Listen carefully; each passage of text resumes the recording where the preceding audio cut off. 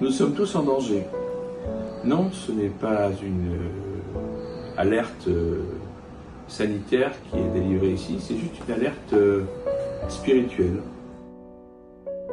Nous sommes tous en danger parce que nous avons la possibilité, à Dieu ne plaise, de chuter, de tomber dans une embûche.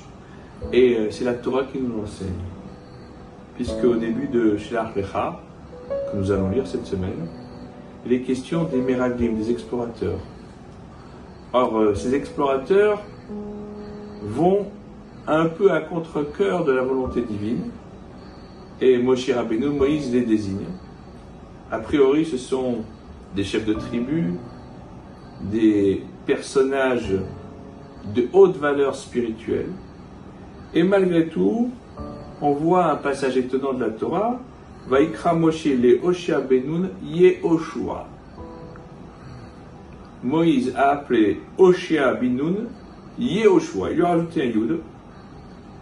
Et Rashi, commentant ce passage, dit que Dieu te sorte de Hatzata Meraglim, des mauvais conseils des explorateurs. Alors le sabbat de Kelm se pose la question, dit mais en fait, c'est quand même très étonnant. La faute des explorateurs, elle est incompréhensible. Surtout qu'elle provient d'hommes d'une très haute valeur spirituelle.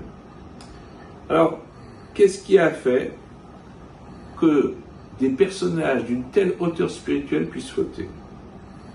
Et la réponse, elle vient sans doute le fait que l'embûche, elle est au tournant du chemin. Si on n'y prend pas garde, même le plus grand peut chuter. Donc il faut être en permanence sur ses gardes. Le juif, c'est celui qui ne croit jamais qu'il est en pilote automatique. Il faut toujours garder un œil vigilant. Toujours être sur ses gardes. Toujours être attentif. Parce que, Khalila, à Dieu ne plaise, même le plus grand peut fauter. Et c'est en cela que la Torah nous donne une leçon extraordinaire. Regarde, ce sont des grands du peuple juif, des Am Israël, parmi les plus grands.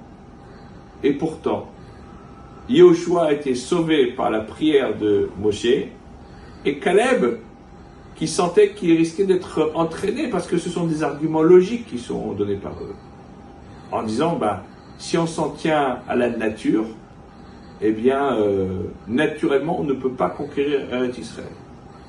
Et n'oublions pas que dans le mot nature, Teva, il y a aussi la notion de Tovea, c'est-à-dire de se noyer.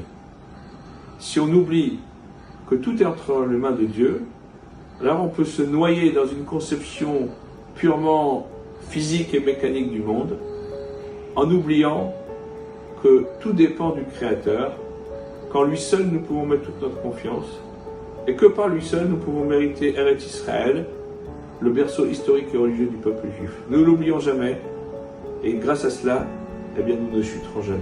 Shabbat Shalom.